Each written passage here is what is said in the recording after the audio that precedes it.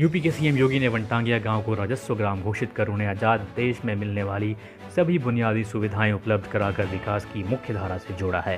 योगी सरकार में राजस्व ग्राम घोषित होने के बाद गोरखपुर वनटांगिया गांव पहली बार पंचायत चुनाव में सक्रिय भागीदारी निभाकर गांव की सरकार चुनने जा रहे हैं।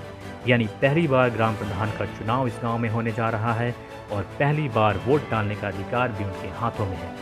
4 साल पूर्व की बात करें तो वनटांगिया गांव राजस्व ग्राम के रूप में अभिलेखों में दर्ज नहीं किया गया था, जिसकी वजह से सरकार की योजनाओं का भी उनसे कोई वास्ता नहीं था।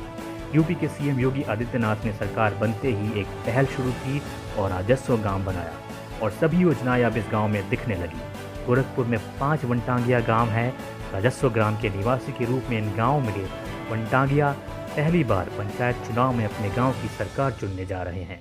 पहले चुनाव में इन्हें वोट डालने को भले ही मौका मिला हो, लेकिन खुद का गांव राजस्व ग्राम ना होने की वजह से सरकार की कोई भी सुविधाओं का इन्हें फ़ायदा नहीं मिल पा रहा था। अब वो अपने गांव की सरकार बनाकर इसका लाभ उठा पाएंगे। यूपी के सीएम योगी ने सरकार बनते ही बदली वनटांगिया गांव की दिशा और दशा। पहले ही साल में गांव को राजस्व ग्राम का दर्जा दिलाने के बाद उन्हें विकास की समस्त योजनाओं का लाभ मिलना शुरू हो गया।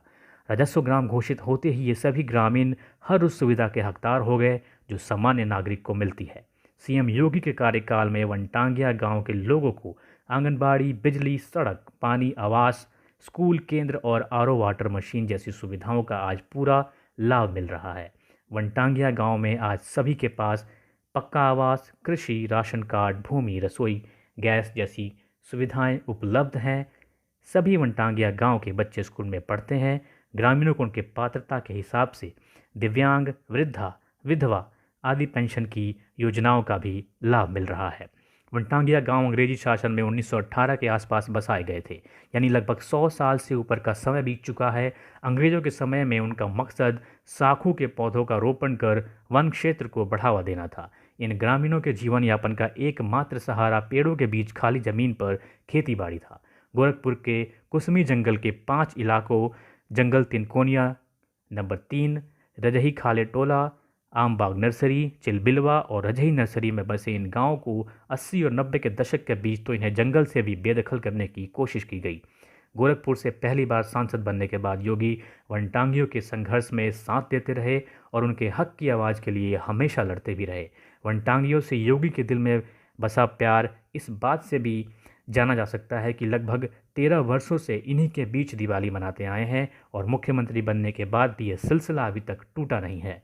सीएम योगी के प्रोत्साहन और उनके द्वारा राजस्व ग्राम का दर्जा मिलने के बाद गोरखपुर के 5 वनटांगिया गांवों में पहले और अब में ज़मीन आसमान का अंतर देखा जा सकता है। वहीं ग्रामीणों में काफ़ी उत्साह है कि इस बार उनके मत का प्रयोग करके वो अपने गांव का प्रधान नियुक्त करेंगे।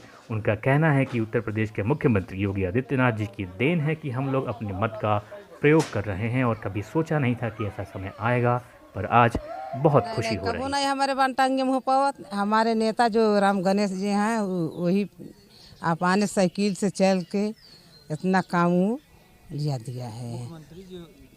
मुख्यमंत्री हाँ, मुख्यमंत्री भी के सहयोग से है पूरा काम हम लोग का हो गया। हमारा पूरा सहयोग है, हमारा नेता जो चाहेगा। मुझे तो आज तक उम्मीद नहीं था, लेकिन 70 साल पूर्व कोई सरकार ने नहीं देखा। हम लोग के गांव के बीच में जिस तरीके से थे, शायद उस तरीके से तो कोई बधुआ मजदूर ही रहते थे। लेकिन आज 19/10/2017 को राजस्व गांव जब घोषित होता है उत्तर प्रदेश के यशस्वी मुख्यमंत्री जी के द्वारा, तो आज मुझे स्वतंत्रता के आधार पर एक ग्राम पंचायत का अधिकार आज मेरे सामने नजर स्वतंत्रता के रूप में मैं पहली बार ये राजस्व गांव ग्राम पंचायत का मैं प्रधान चुन रहा हूँ। जो उत्साह आप लोगों के अंदर, क्या कभी आपने सोचा था ऐसा? मेरा उत्साह तो मुझे उम्मीद नहीं था कि इस तरीके से उत्साह मुझे मौका मिलेगा, लेकिन आज मैं चरण स्पर्श करता हूं उत्तर प्रदेश के यशस्वी मुख्यमंत्री जी की। उत्साहित हूं और मर्यादा के साथ मुख्यमंत्री जी को मैं बधाई देता हूं